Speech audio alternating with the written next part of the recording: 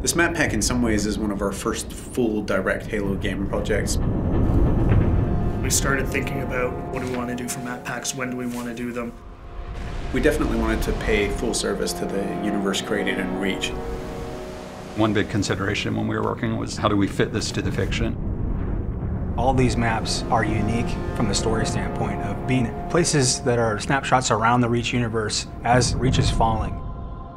You're constantly confronted with the fact that there's this beautiful place, but it's not going to be there forever.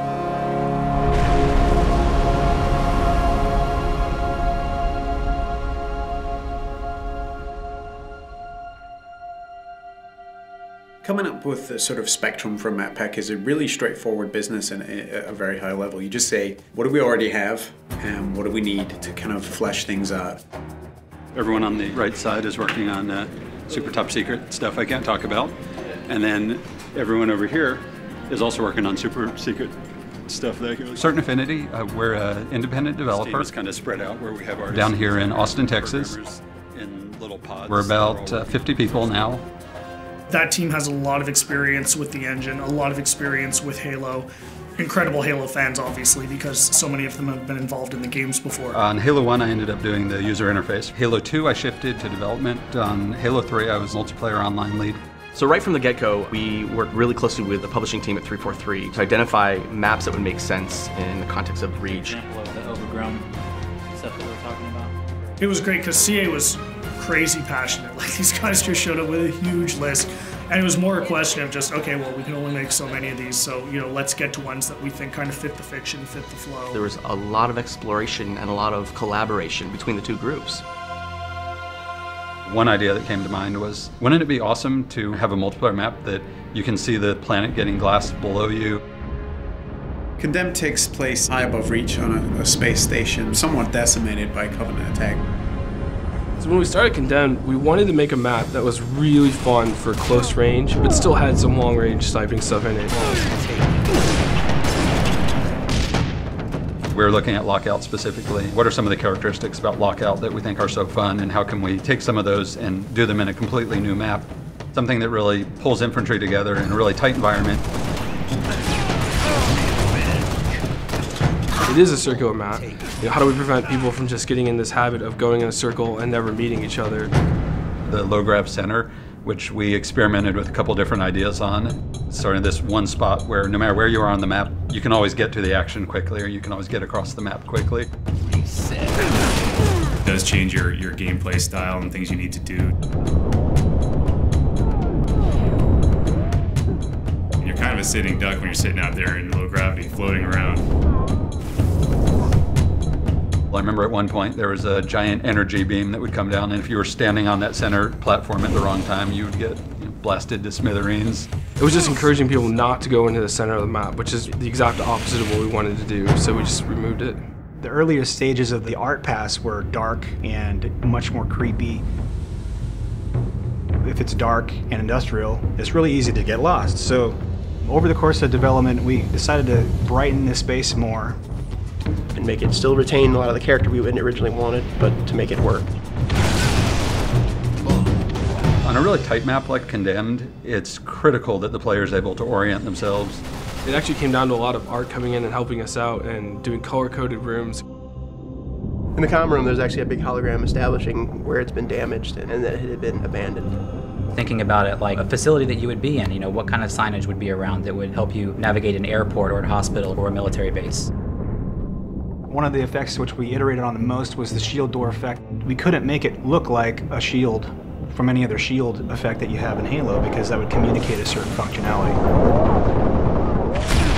We had to design a new one, and we went through probably 4 or 5 different iterations. Some were way too strong and way too distorted because people want to be able to stand and shoot through the reactor core, and so we couldn't do anything that would really obstruct the view.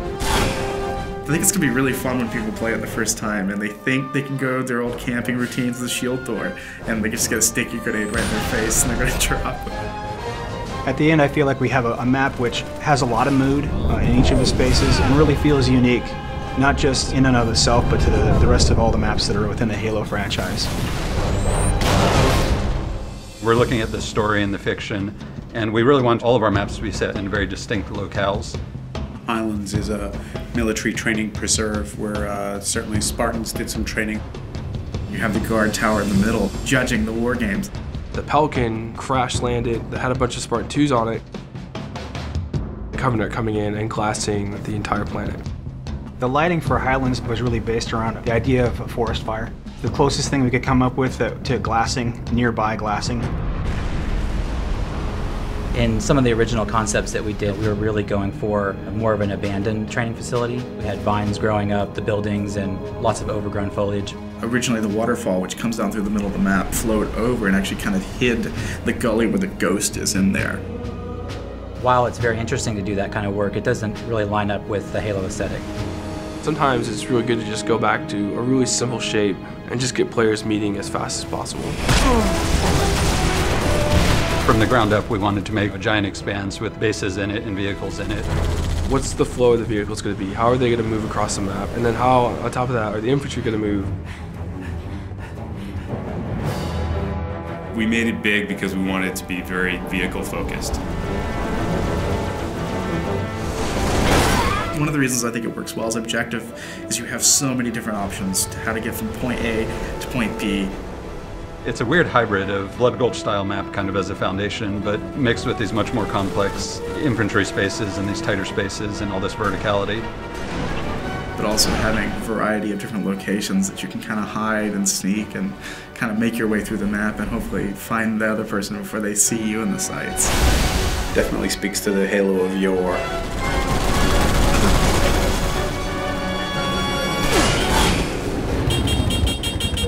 The new expanded firefight support meant that we definitely wanted to put in another firefight map.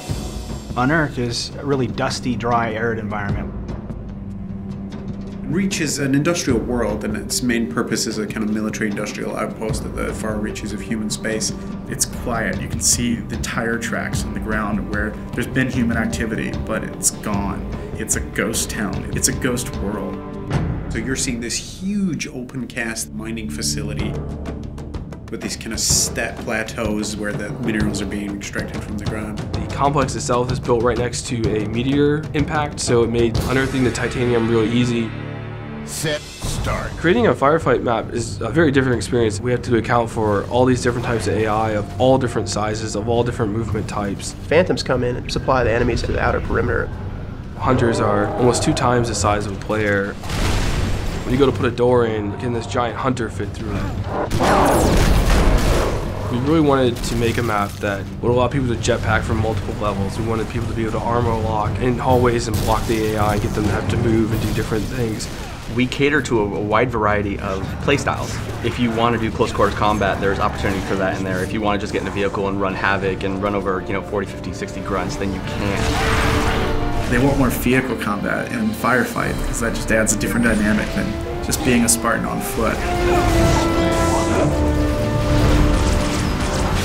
There's an inherent oval racetrack, and we have warthogs. So you put 2 and 2 together, you can run laps through the map. So there's literally through the main structure, and then under the bridge, and then back around.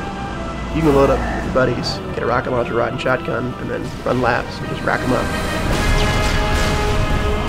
Just mauling through tons of Covenant. It adds this kind of exclamation point on the excitement and fun that is firefight. I hope that when players first play Unearthed, that they take a look around and just feel inspired and in awe of the grand scale of things, because it's a huge map.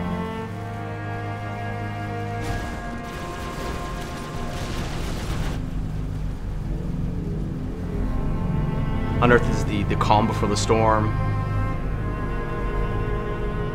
Highlands is the storm itself, with all the Covenant ships and the glassing that's happening right there on your doorstep.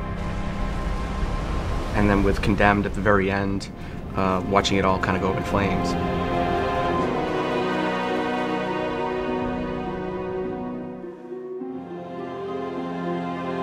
This is really something being created by 343 and CA and just being created by a bunch of diehard Halo fans.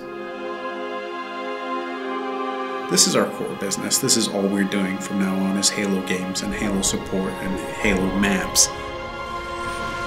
We have resources, we have people, and we're going to throw those people and those resources and that talent and that effort to the Halo franchise, and it's a huge responsibility.